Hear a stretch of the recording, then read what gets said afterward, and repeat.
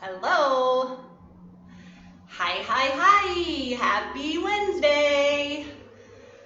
First Wednesday of December. How's everyone doing today? Happy to be here. Happy to see you. If anyone is going to pop on live, say hello in the comments. Let me know that you're here. You have the lovely soundtrack of the noon sirens behind you. And if you're watching on replay, say hello and hashtag replay so that I know you got to check this out as well.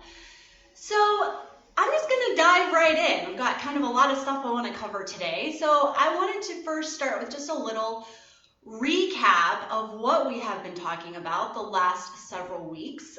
We have been talking about the 4 obstacles standing between you and your self-care.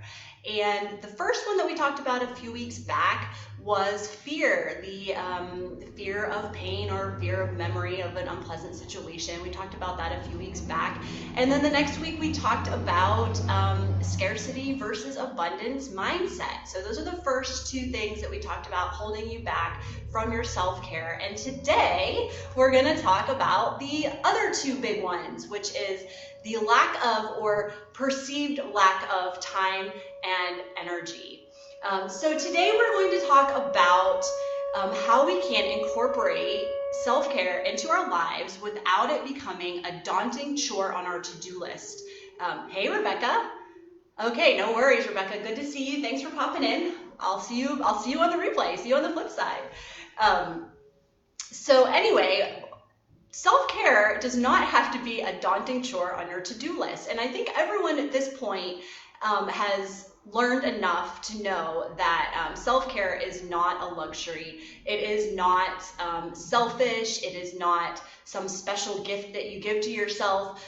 It is a requirement. It is a necessity. We cannot function without caring for ourselves. We know this, right? I hope we all know this by now.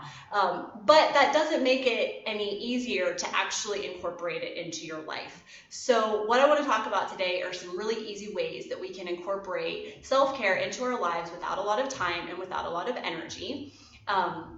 Before I get into that, I wanted to share a quote with you that I absolutely love about self-care. With every act of self-care, your authentic self gets stronger. Every act of self-care is a powerful declaration. I am on my side. I am on my side. Every day, I am more and more on my side. That is a quote by Susan Weisberry, who is a mindfulness coach. And I think it's very pertinent to us today. So let's be on our sides. Let's find ways that we can actually crave our self-care practice, delight in our self-care practice, look forward to our self-care practice without it feeling, without bringing a sense of dread or doom, like we have to do this to take care of ourselves. It is missing the point. So let's go ahead and talk a little bit about the different components of our well-being and the different kinds of self-care that address those different components. So we have 3 or 4, kind of depending on who you're talking to, components to our well-being. The first one's pretty obvious. It's our physical well-being, right? We have to take care of our physical body. So ways to incorporate self-care for our physical well-being are pretty obvious. Obviously, we want to get adequate sleep.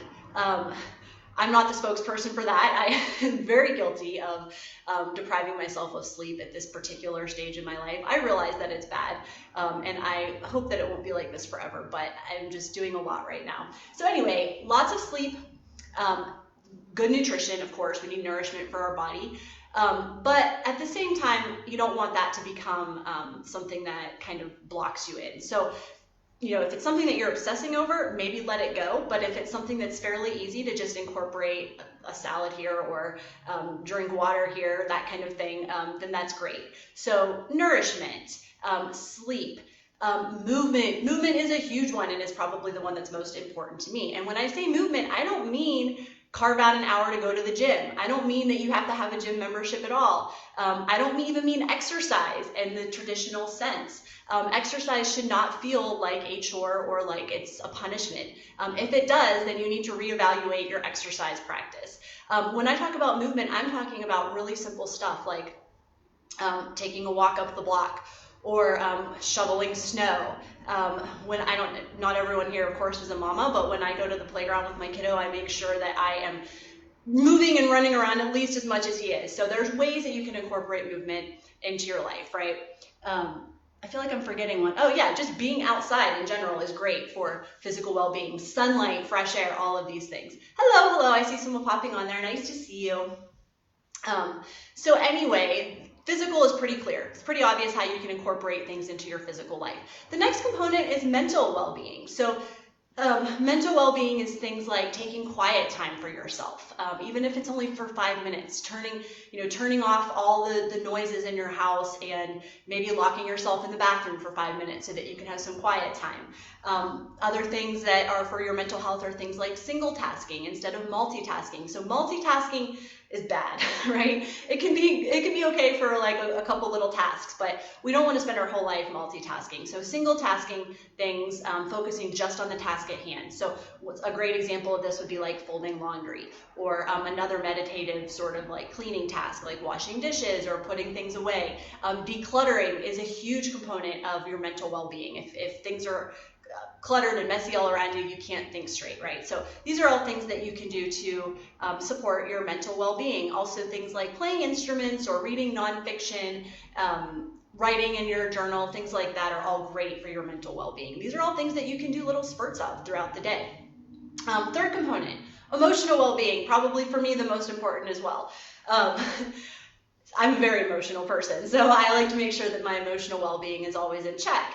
So things that really support emotional well-being are things like helping other people. Having a good cry is a great emotional release that supports your emotional well-being. So allowing yourself to feel what you feel, not trying to shove it down, not trying to suppress it, just really allowing yourself to feel. Dancing or singing along to music that you love, it fills you up, it makes you feel good. That's a great thing for your emotional well-being. Things like affirmations, things like taking a fast from social media, not comparing yourself to others, focusing more on yourself rather than what everyone else is doing. All of these things are little tiny things that you can sort of bake into your life that really support your emotional well-being. I feel like I forgot one of my emotional ones I wanted to say. Okay, I got the social media fast in. So I'm one to talk, right? Because we're all on social media right now. But you know what I mean. Like, we don't need to all be on social media 24/7. So giving time for yourself to not compare your life to someone else's Instagram-worthy life, right? Just really focusing on your needs and yourself will support your emotional well-being. And then the fourth one that, like I said, it depends on who you're talking to. Some people have a spiritual practice, and for them, that practice is incredibly important to their self-care and to their well-being. So this can be things like, again, meditation or prayer, communal worship, going to a place with others that share the same spiritual beliefs as you and worshiping together. Fulfilling for your spiritual needs, as well as little sort of ceremonies, religious ceremonies, such as lighting a candle for somebody that you love that's deceased or something like that. So we have these four components that are necessary for us to nurture, right? So what I want to do today, besides these little things that I've kind of brought up to sort of nudge you in the direction of focusing on yourself in these little bits and spurts, the next thing I want to do is show you how the wonderful practice of Yamana kind of checks all of these boxes. So I want to show you today some really simple little things that you can do that you just incorporate into your daily life. You don't have to make extra time for them. You can do them while you're doing other things, and you will be actually providing nourishment, support, encouragement, all of these things for your well-being. So let's talk just a second before we get into the ball stuff. Let's talk for just a second about how the Yamana practice actually supports these four ideas or checks these four boxes. So the first one's really obvious, right? The Yamana practice is a physical practice, so it really supports your physical well-being. It's all about realigning your bones to optimal alignment. It's all about repatterning your movement, re-educating the way that you move. So you're really, when you're practicing, you're very tuned into your body. So you're directly nourishing your physical well-being when you're practicing Yamana. In the same way, you're also directly supporting your mental health, because it is such a quiet sort of meditative process that you are giving yourself quiet time. You are giving yourself freedom from external distractions. You are giving yourself a centering practice that allows you to come out of it feeling refreshed, feeling like your brain can actually handle new information. Hello, I see a couple of you there. Say hi if you're there. Nice to see you. So we've talked about how Yamana supports your physical well-being, how it supports your mental well-being, certainly your emotional well-being too. This one's a little bit more sort of occasional or sporadic. I would not call the Yamana practice in general a practice that's intended to be emotional, but there are times when people do have emotional releases, specifically when we're working like in the chest area or solar plexus area, anywhere in sort of the front of the body where we're more vulnerable. There have been lots of situations where people have been reminded of old injuries or certain things that have happened that elicit an emotional response, and then it can start to turn into a catharsis. Once we have the memory, we can sort of let it go, and so it can support your emotional well-being in that way also. And then the final one, and again, this Yamana is not intended to be a spiritual practice, but it absolutely can feel spiritually fulfilling after you have spent a lot of time really tuning in deep to your body, listening to its signals. It does become very meditative, very centering, very sort of like it's feeding your soul. So you do sometimes get that feeling of having connected to the divine or connected to something greater than you after you do the rolling. So really, you can kind of use this practice in different ways to check off those 4 different components of necessary self-care for your well-being. Now, all that said, let's get into some of the exercises. So what I'm going to do today is I'm actually going to move you. We'll see how this goes. Step into my office. You can see back there I have, I just moved into a new space recently, and I have a closet that's big enough for me to fit all my books and my little desk and my workstation and everything. So it's become my office. And what I want to share with you is things that you can do at the office or traveling or watching TV or whatever. So I want to show you in my office. So let me unplug here. Follow me. Walk with me. And we're going to back up a little bit here. Now, when I sit down, it might be a little quiet, so I will talk really loud. Okay, so you can see back there, before I even go back there, you can see I have 2 black balls on the bench, and on the floor, you can barely kind of see on the floor, I have a pair of foot wakers, and I want to show you how you can incorporate these things in itty bitty little morsels, little bite-sized pieces throughout your day. So let me grab my notes so that I don't forget to show you any of those exercises. All right. I hope you can still hear me. I'm going to talk really loud. So the first thing that is the easiest thing that you can possibly do, you can do this when you are sitting at your workstation. You can do this when you are traveling on a road trip, especially if you're the passenger. Be careful if you're the driver, but if you're the passenger, you can get out the balls and use them safely. You can do this when you are watching TV or doing Netflix and chill or whatever it is that people do. So here you go. You take 1 black ball each, and you're going to place it under each sit bone, and you're just going to have a seat. Let me move that so it's not cutting off my head. So you're just going to have a seat with a black ball each under each sit bone. And as soon as you do this, boom, you have support in your lower spine to actually float upward so that you're not getting into all of this tech neck work stuff. So once you have support under your sit bones, your lumbar spine can lengthen. You can just sit with your knees at 90 degrees. You can easily work. If you are in a car, this is an excellent thing to do for your low back, especially if you're in a car that doesn't have great lumbar support. You can do this on an airplane. You know, we're not doing a lot of traveling right now, but this is supposed to be a lifelong tool, right? So you can use this anytime. You can do this on the couch, whatever. If you want to take it further, especially this is great for traveling, you can actually work your hamstrings while you're traveling. All you do is you bring the balls a little more forward into the thigh.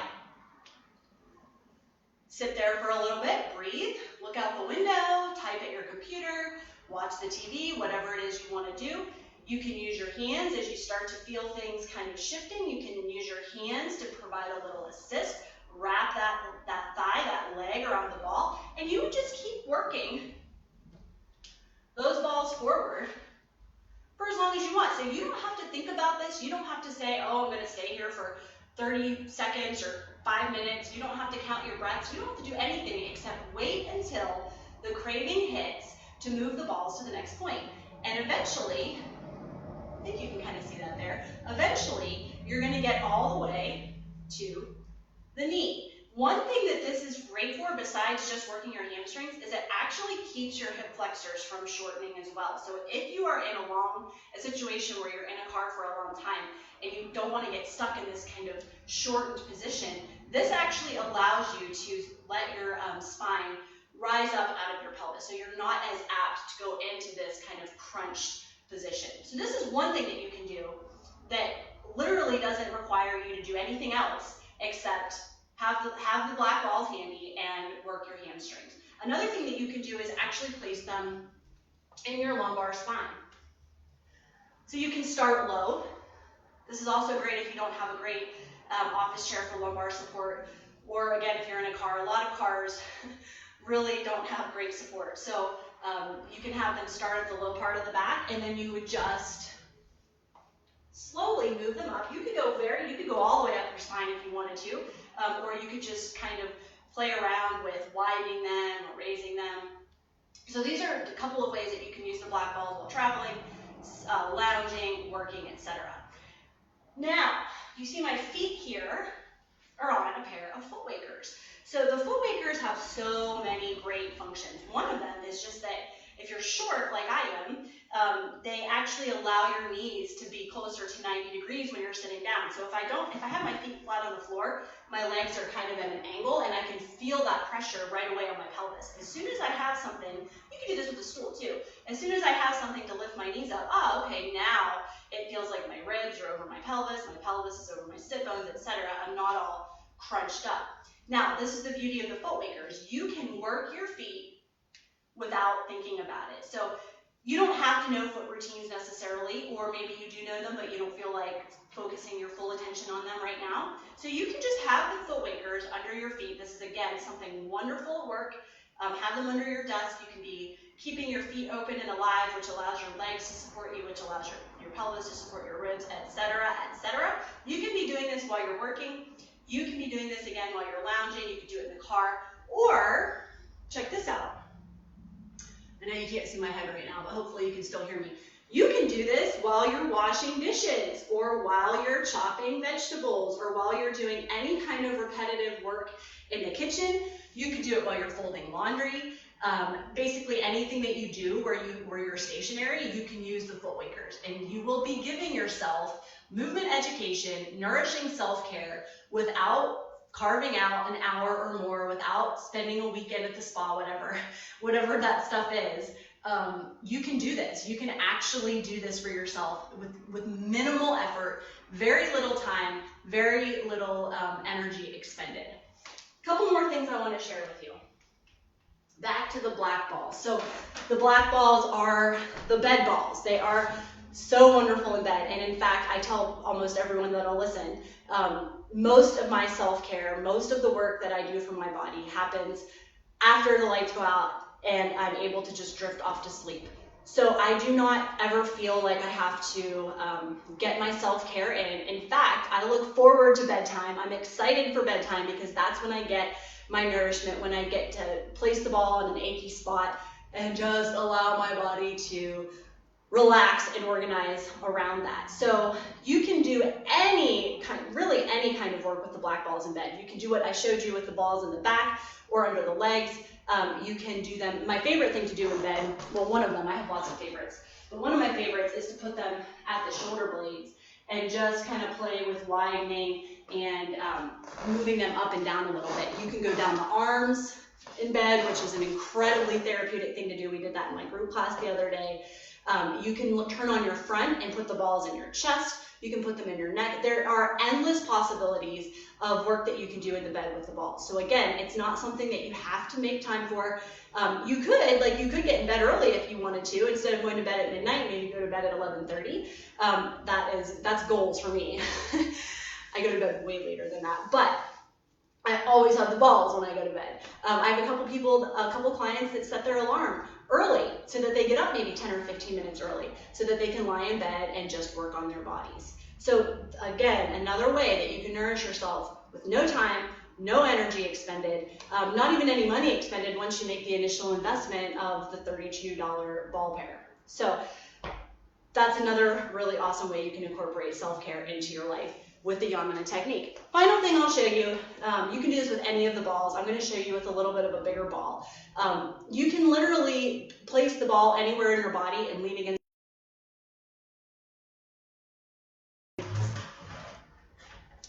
Move this a little to the side here. Whoa. Oh my gosh, my computer almost fell off the... I might have just broken you. Okay, so I'm going to stay on my knees so that way I can still be in the frame. So one of the things I really like to do when I'm feeling really locked up, and I only have 30 seconds, put the ball right between my shoulder blades, lean back against the wall, and just feel the chest open, feel the neck lengthen.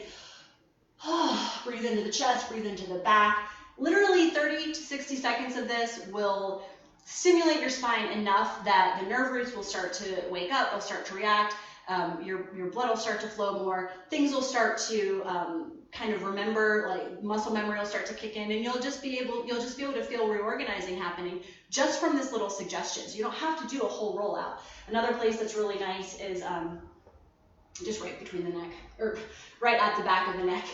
And you just sink into this, and you could do, you know, a little turning of your head. This is something that you can do in the office, like while you're on a conference call, or during your lunch break, or right before you leave work, or right when you first start work. I mean, there's literally endless possibilities. So I hope that this little mini session inspired you, and not just with the Yamuna work, but just all the other little things that we talked about, the little ideas of ways that you can nourish the different components of your well-being, physical, mental, emotional, and spiritual. Hopefully you found some inspiration from this, and maybe heard some ideas that you haven't thought of before. And if you have not tried some of these little bite-sized pieces of the Yamuna work, I encourage you to do so and let me know how that goes for you, because I don't have time for self-care either, and I don't have energy for self-care either. I don't have to.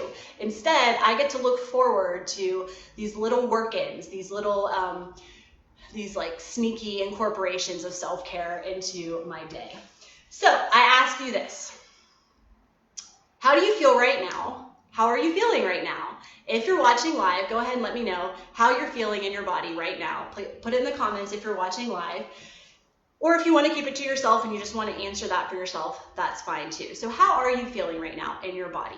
My second question is this: do you want to feel good in your body? Do you want to feel better than you currently do? So maybe you feel great right now, but you know you could feel better. Or maybe you feel really awful right now and you definitely could feel better. Whatever it is, think that to yourself, kind of imprint that answer in your mind. So how do you feel? How do you want to feel? And my last question is, why don't you feel that way? Why haven't you reached that goal yet? It's most likely one of the 4 obstacles that we've talked about: fear, scarcity mindset, lack of time, lack of energy. Again, I want to kind of reiterate and say it's perceived lack of time and energy, right? Because we do have time to incorporate these things into our life. So it's probably one of those 4 obstacles. So if you can identify it, go ahead and let me know in the comments, or maybe it's a combination, or maybe it's all of the above. That's all totally valid. So whatever it is, kind of take a little exploration for yourself the rest of this week, and a little kind of dive into your psyche and try to figure out what it is that's holding you back. If this is resonating with you and you would like to feel better in your body, I urge you, I encourage you, I implore you, please join me next week, December 7th through 11th at 1 p.m. live or on replay for the second rendition of Check Your Tech Neck Challenge. This is going to be a little different than last time, a lot of similarities, but a little different too. And I really think that this can address a very real need in your body, and you will see, if you join me, you will see that this is not something scary or difficult. This is something that you can absolutely achieve. You can absolutely feel better in your body. If you have a tech neck thing, if you have neck pain, shoulder pain, jaw pain, chest pain, back pain, whatever it is, you can fix it yourself. You absolutely can. It does not take a ton of time. It does not take a ton of money. It does not take a ton of energy, and there's nothing to be afraid of. So please join me. If you know other people that have tech neck problems or any kind of pain in that area of their body, or just any pain in general, invite them to our group, because this is happening only inside of our group. And if you know anybody that can benefit from this, they need to be in the group. So invite them to the group, have them join, and let's make next week just really amazing and really enlightening for everyone involved. I'm really excited about it. If you have any questions, let me know. You can sign up if you haven't yet at RainieViola.com/techneck. And if you haven't gotten your balls yet, you can either order them there at the same site, RainieViola.com/products, or if you are local and you are afraid to take the plunge, I'll be happy to loan you a set of balls. So let me know what you're thinking for that. I can't wait for next week. Hey, Amy, awesome to see you, lady. Glad to have you here. And I think you're already signed up for next week, so that's awesome. And I know you have the balls, so that's cool too. So absolutely wonderful to spend time with you, and I can't wait to do it every day next week at 1 o'clock. Any questions, let me know. Go forth, take care of yourself, nourish yourself. Don't be scared to do it. Don't think you don't have time. Don't think you don't have money. Don't think that you don't have energy, and prove to yourself that you can do this, because I know that you can. Thanks for being here. I will see you next week, Monday, December 7th, 1 p.m., live right here in our group. Can't wait. Thanks, everyone. Bye.